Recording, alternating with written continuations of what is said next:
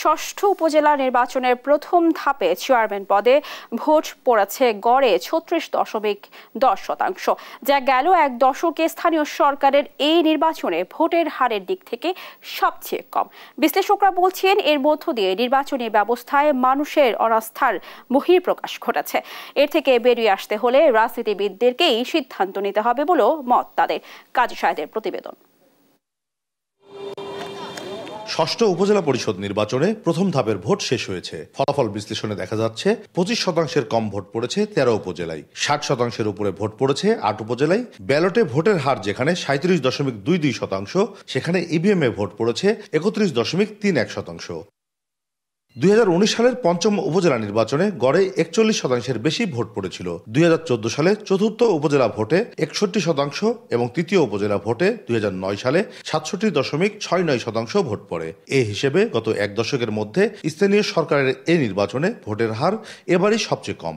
2009-এর যে উপজেলা পরিষদের যে নির্বাচনটি হয়েছিল সেটি কিন্তু সবচেয়ে অংশগ্রহণমূলক এবং প্রতিদ্বন্দ্বিতাপূর্ণ একটা নির্বাচন ছিল। সেটি কিন্তু এখন ডে বাই ডে যদি 14, 19 বা এই বর্তমানে 24-এ দেখে, সেটা কিন্তু সরকারের হিসাব অনুযায়ী কিন্তু এটা 40-এ গিয়ে দাঁড়াচ্ছে।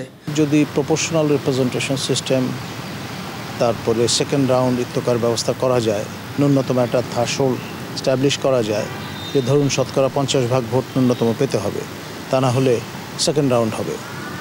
এরকমের নতুনতর পদ্ধতি আবিষ্কার না করলে বা প্রবর্তন না করলে আমাদের এখানটায় এই আগ্রহের ভাটা পড়বে, এটাই স্বাভাবিক।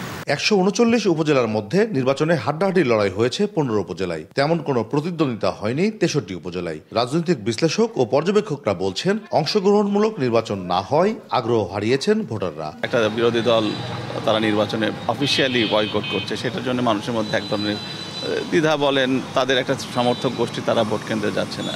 এত বিশাল বড় একটা ভোট যোগ্য হচ্ছে এই জন্য যে ব্যাপক ক্যাম্পেইন, ভোটারদের টানার জন্য, উপস্থিতির জন্য কোনো বিশেষ পদক্ষেপ এটা লক্ষণীয় নয়। টিআইবির নির্বাহী পরিচালক ইফতেখারুজ্জামান মনে করেন, সাম্প্রতিক সময়ে সাধারণ মানুষের মধ্যে নির্বাচন বিমুখতা তৈরি হয়েছে। ব্যাখ্যা করলেন তার কারণও। যারা নির্বাচন কমিশন সহ যারা নির্বাচন পরিচালনার সাথে জড়িত, আইন প্রক্রিয়া সংস্থা, প্রশাসন, স্থানীয় প্রভাবশালী মহল, তারা সকলেই নির্বাচন প্রক্রিয়াটাকে এমনভাবে জিম্মি করে রাখেন এবং এমন একটা অবস্থা তৈরি করেছেন, ভোটার মনে করেন আমার তো ভোটের কোনো মূল্য নাই।